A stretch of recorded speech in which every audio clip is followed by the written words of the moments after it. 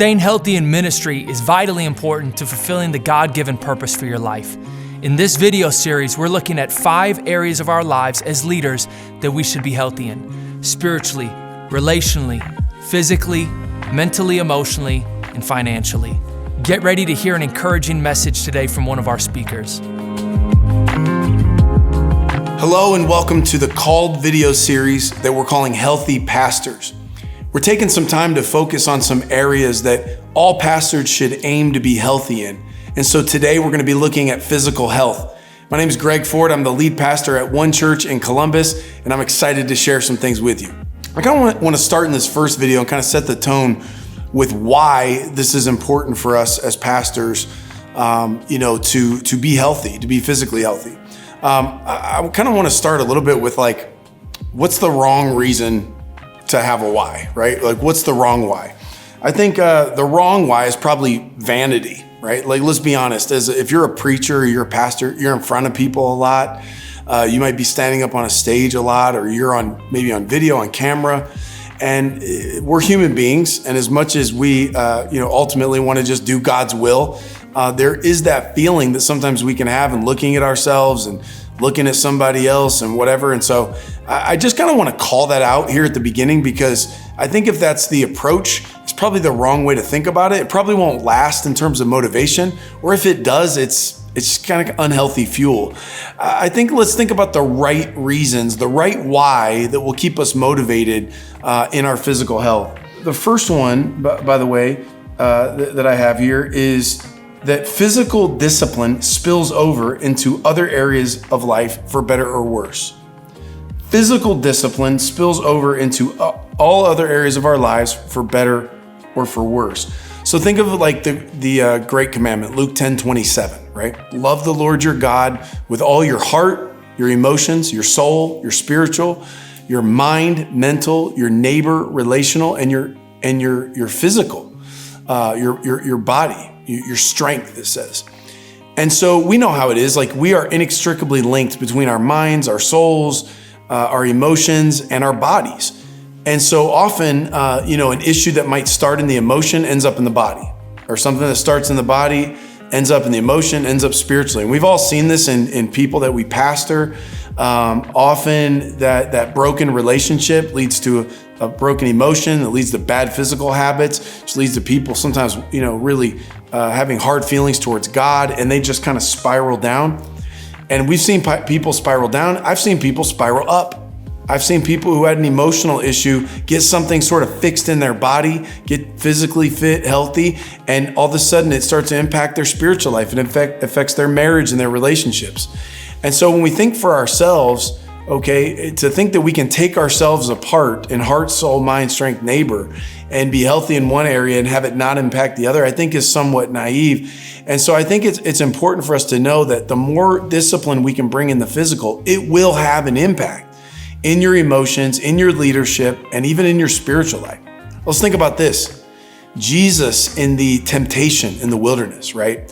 40 days he fasts. Okay, we're talking some extreme physical discipline. Didn't eat for 40 days. And at the end of the 40th day, right, he's tempted by the enemy, and he's tempted emotionally and spiritually. We've all preached about it. And he withstands the temptation. And the temptation is in a form of, essentially turn the rocks into bread. And at first you kind of marvel at that. You're like, how could you not eat for 40 days and then be offered food and have the willpower to turn it down?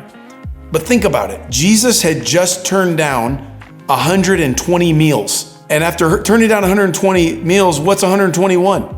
After you've had that kind of discipline, your ability to withstand temptation physically, spiritually, emotionally, relationally is up. And so I think if we start to let ourselves slip in this area, it kind of makes us vulnerable in those other areas. Think about Paul's language. And when he talks about, he goes, I discipline my body like an athlete. He says, and because what I don't want is that if I don't discipline my body, I might end up disqualifying myself because that area of undiscipline spilled into other areas. And so he's taking it that seriously. On that note, by the way, think about think about your Bible and my Bible if Paul had not had the physical discipline to be able to travel and to go the places he needed to go, right? He'd have to go on foot. He'd have to go on ship. Okay, he was going to spend a night and a day on the open sea. If you're not physically able to perform, he doesn't go to Corinth. He doesn't go to Ephesus. He doesn't go to these places.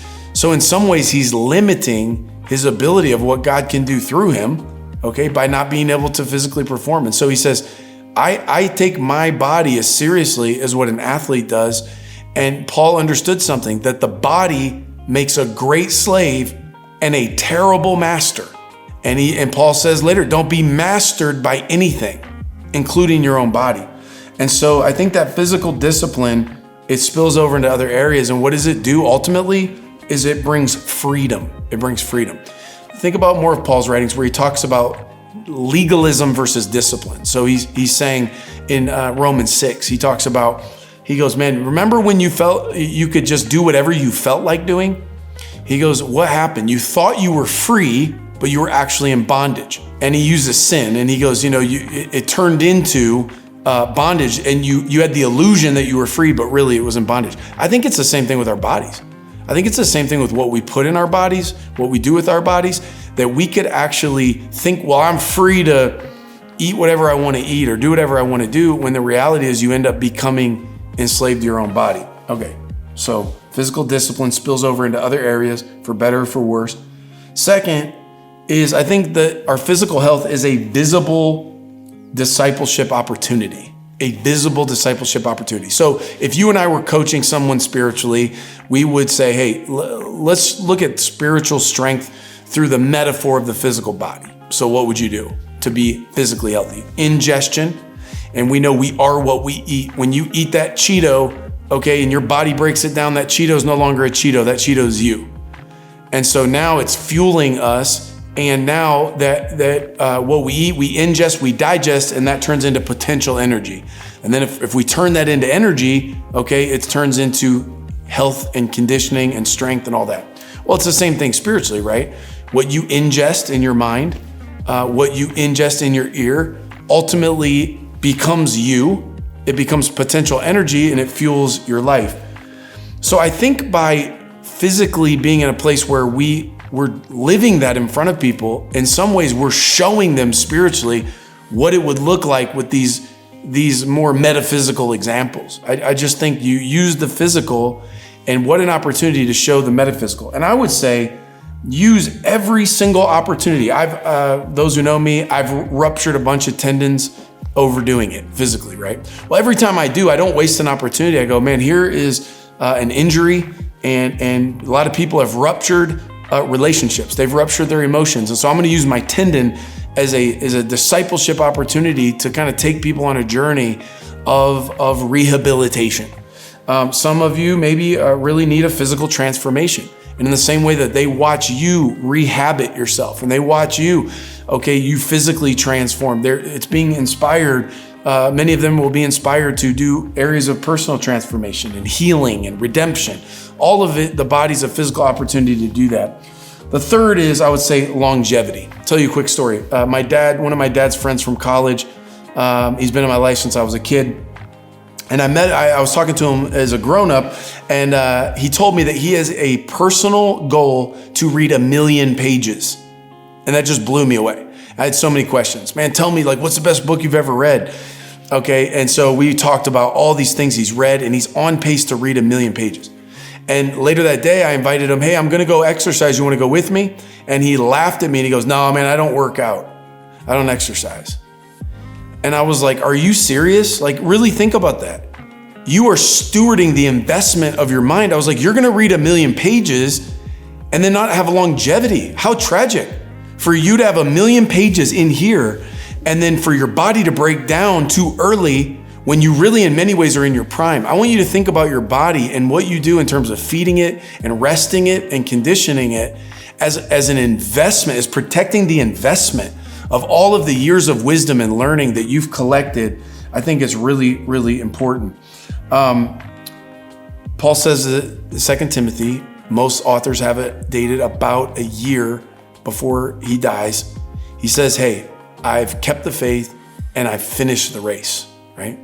And I think this is our wake-up call. I think for many of us, this is our opportunity to go, let's make sure that we finish our race well, that we have our why correct. So here's what I'm gonna do. Real quick, I'm wrapping up, but let me recap. 1, our motivation, our why, it's not vanity. It's that physical discipline spills over into other areas of our life for better or for worse. Number 2, visible discipline. It's a discipleship opportunity. And number 3, it protects the investment and gives us an opportunity for longevity to steward the learning and to steward the leadership that God's given us. All right, see you next video.